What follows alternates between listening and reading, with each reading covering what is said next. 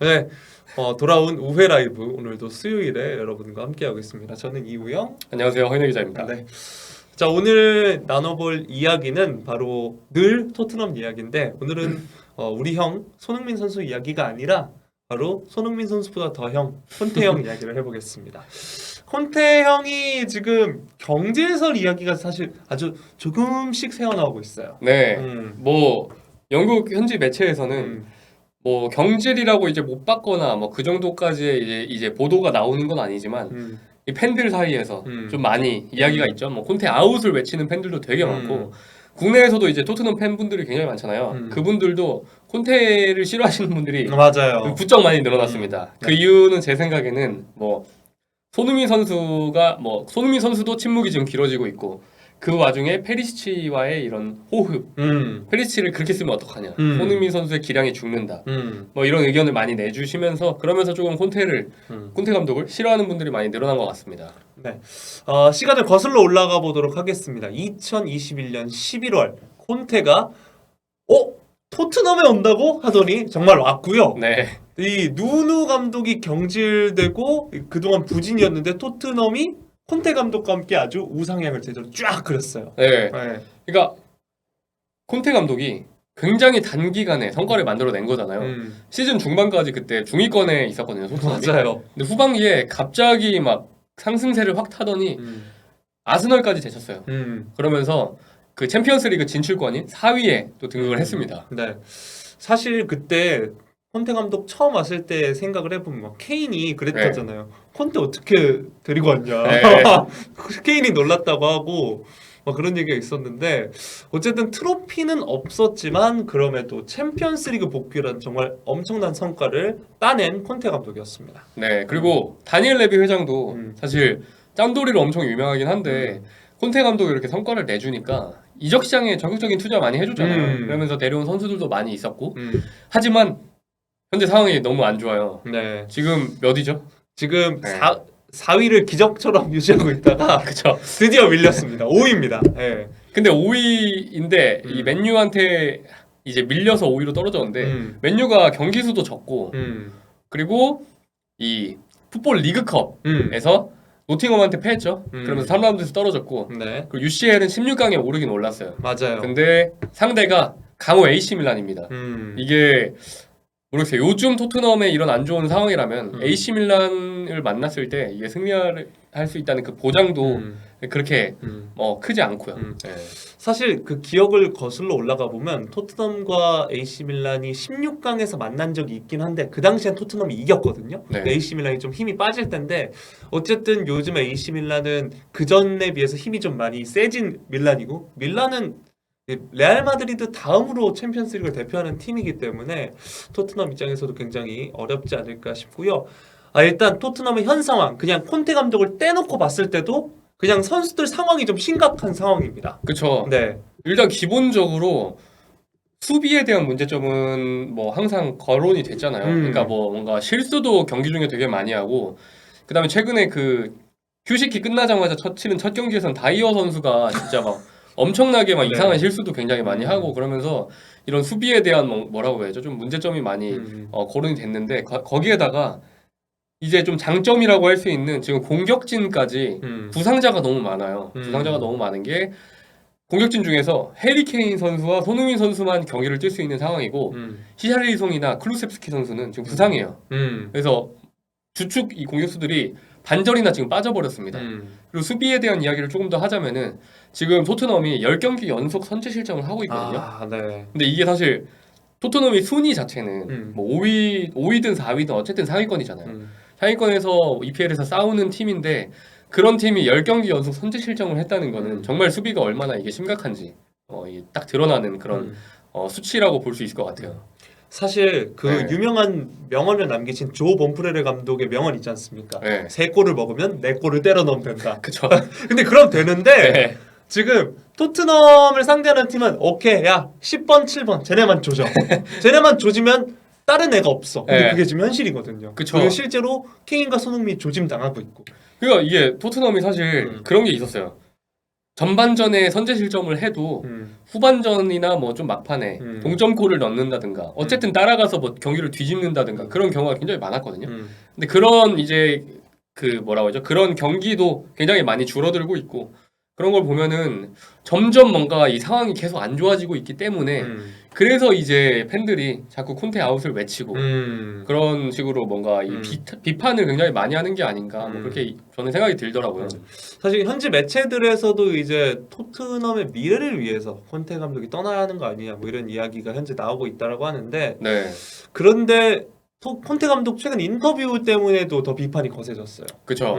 이 기자회견이 크리스탈 팰리스전을 이 한국 시간으로 돌아오는 새벽에 이제 하잖아요. 네. 그 앞두고 보통 이제 EPL 팀은 하루 전에 그쵸. 네, 기자회견을 갔기 때문에 그 기자회견에서 당연히 이런 거치와 관련한 질문이 굉장히 많이 나왔고 콘테 감독도 언급을 했는데 떠날 가능성을 뭔가 완전히 배제하지 않은 듯한 그런 인터뷰 내용이었거든요. 그게 내 이런 구단을 돕는 것인데 이렇게 노력을 하고 있지만 뭔가 우승 이런 UCL에서의 우승 혹은 리그에서나 우승 이런 것들이 자기의 일이 뭔가 지금 이 순간에선 내가 그것들을 생각해야 되는 시점은 아닌 것 같다. 그런 식으로 뭔가 그런 뉘앙스를 많이 풍겼고 남고 싶으면은 받아들여야 되는데 그렇지 않으면 떠나야 된다. 이렇게 이야기를 해버렸어요. 네. 어떻게 생각하시나요? 뭐 네. 사실 사람 일이 어떻게 될지 모르다 보니까 네. 저 말이 정말 그냥 워딩 그대로 맞는 말이긴 한데 그쵸. 팬들 입장에서는 너무 약간 좀 포기하는 듯한 뉘앙스로 비치지 않을까라는 생각도 드네요. 팬들이 듣기에는 진짜 아쉬울 것 같아요. 왜냐하면 감독이 뭔가 이런 식으로 이야기를 한다는 게 너무 팬들 입장에서 굉장히 아쉬울 것 같고 뭐 그런 말을 했어요. 이런 거치 관련해서 100% 확신을 할 수 없다면 떠날 수도 있고 뭐 정말 중요한 문제고 뭐 나도 이런 상황을 잘 알고 있다 이런 식으로 계속 말을 했다는 게 사실 그것 때문에 팬들이 더 뭔가 화가 나지 않았나 뭐 그런 생각이 많이 들었습니다. 네. 그리고 이제 토트넘과 장기 계약할 의사가 있느냐는 취재진 질문이 나오기도 했어요. 네. 네. 뭐 일단 기본적으로 구단과 나 사이에 문제가 있다 이렇게 말을 하긴 했거든요. 근데 이게 뭐 사실 최근에 뭐 이 선수 영입이라든가 이런 부분에 있어서도 정말 감독과 구단 간에는 이견은 물론 무조건 있을 수는 있어요. 하지만 문제는 또 그거였죠. 그러니까 토트넘에서 행복한 시간을 보내고 있는 건 지금은 맞지만 그게 아니라면 떠날 수도 있다. 이런 식으로 말을 하는 게 사실 팬들의 계속 심기를 거슬리는 거죠. 예. 그러니까 다른 뭔가 부수적인 뭐 인터뷰 내용을 떠나서 자꾸 그런 식으로 말을 한다는 게 뭔가 토트넘 팬들 입장에서는 뭐 섭섭하지 않나 그런 생각을 좀 들더라고요. 사실 콘테 감독이 굉장히 찡찡좌로 유명한데 그렇죠. 저는 토트넘에서는 그렇게까지 찡찡의 느낌은 사실 거의 안 들었거든요. 네. 지금 인터뷰도 약간 마찬가지 느낌이고 그냥 약간 뭐 그럴 수도 있고 저럴 수도 있다 이런 뉘앙스를 전반적으로 보이고 있습니다. 네. 네. 뭔가 그런 말 진짜 많이 하시잖아요. 콘테 인터뷰 못 한다고. 그 방금 말씀하신 것처럼 찡찡녀라고 한 게 사실 토트넘 이전에 있는 팀들에서는 더 심각한 뭔가 그쵸. 인터뷰를 굉장히 네. 많이 했잖아요. 그런 거 생각하면은 아직은 뭔가 토트넘에서는 그 정도의 이런 인터뷰를 보여주진 않았지만 뭔가 슬슬 자꾸 뭔가 보여지려고 하는 그런 느낌이 많이 받지 않나요? 네, 그렇죠. 어쨌든 지난 경기에서나 그 전 경기에서도 결과가 좋지 않았기 때문에 반드시 승리를 해야 하는 타이밍이에요. 지금 월드컵 휴식기가 끝나고 토트넘이 2경기를 치렀는데 1무 1패거든요. 아직 승리가 없어요. 선수단 상황이 아직 나아지지 않고 있잖아요. 콘테 감독이 굉장히 좀 머리가 많이 아플 것 같아요. 공격진은 에스턴 빌라전과 같이 손흥민, 케일, 힐이 나올 수도 있는데 현지 매체에서는 이제 페리시치가 위로 올라와서 손흥민, 케인과 함께 쓰리톱을 좀 구축을 하지 않을까 이런 뭐 예측도 많이 나오고 있고요.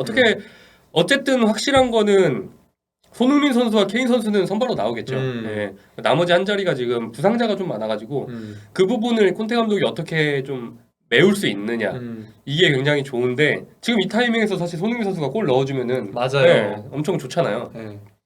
어쨌든 지금 컵대회 포함해서 8경기째 침묵을 하고 있는데 케인 선수는 그래도 뭔가 어찌저찌 골은 넣고 있는 느낌이라서 그쵸. 손흥민 선수만 좀 터져주면 된다라는 생각이 드는데 이 손흥민 선수의 경기력에 대해서도 국내 팬분들도 그렇고 현지 매체에서도 말은 많이 하고 있어요. 네, 말이 많이 나오고 있지만 어쨌든 콘테 감독의 신뢰는 엄청 확고해요. 이번 그 기자회견에서도 손흥민이 지금 최고의 폼을 찾기 위해 노력하고 있고 뭐 마르세유전에서 아나골절 부상을 당하면서 약간의 어려움을 겪었지만 이 손흥민 선수에 대한 논란이 발생하면 곤란하다고.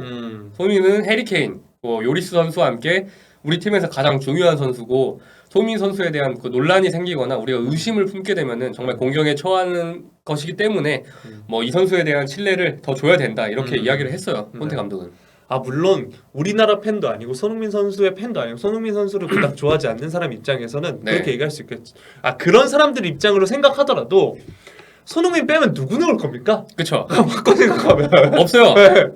그- 손흥민이가 네. 누구 쓸 거냐고. 손흥민 선수가 뭐 아나골절 수술을 받고 그 이후로 뭔가 뭐라 해야 되죠? 좀 확실히 월드컵에서 사실 골을 못 넣긴 했지만 뭔가 손흥민 선수에 대한 그 존재감이라든가 그런 거를 이용한 다른 공격 플레이가 나올 수도 있고 하지만 엄청 중요한 선수예요. 콘테 감독도 그걸 알고 있고 근데 정말 손흥민 선수를 만약에 안 넣는다 해도 지금 토트넘에서는 손흥민 선수를 대체할 수 있는 자원이 없습니다. 없습니다. 맞아요. 네, 진짜 없어요. 그게 중요해요. 네. 맞아요. 지금 그 초반에 손흥민 선수가 헤트트릭 했잖아요. 그때 사실 벤치에 콘테 감독이 벤치로 엄청 이례적으로 벤치로 시작을 했고 교체로 나와서 세 골을 몰아친 거잖아요. 근데 그 방법도 이제 쓸 수가 없는 지경에 이르렀습니다. 그걸 쓸 수가 네. 없어. 맞아. 맞아요. 그걸 쓸 수가 없어요 지금. 자, 그래서 이제 크리스탈 팰리스전을 앞두고 뭐 크리스탈 팰리스전의 결과에 따라서 또 경질설 이야기가 더 나올 수도 있고 혹은 수그러들 수 있는데 이거 경기 결과를 일단 한번 봐야 될 것 같은데 일단 뭐 토트넘 승리 이런 걸 떠나서 우리는 네. 일단 한국 사람들이잖아요. 손흥민 선수가 골을 넣었으면 좋겠습니다. 그러니까요. 네. 국민이 형이 딱 골 넣을 타이밍이 되긴 했습니다. 그래서 토트넘 애들 다 이제 빠따칠 때 국민이 형은 나가 있어. 혀를 뚫는다고 많이 하잖아요. 그러니까 좀 손흥민 선수가 이번 크리스탈 팰리스전에서 혀를 한번 딱 뚫어주는 게 어떤가 이런 생각이 좀 많이 들더라고요. 네. 원래 혀를 뚫어놓으면 이렇게 원활해지잖아요. 그쵸. 이제 흐름이. 자, 저희가 준비한 소식은 이 정도고요. 이제 슬슬 저희 댓글도 읽어드리면서 네. 이야기해 보도록 하겠습니다.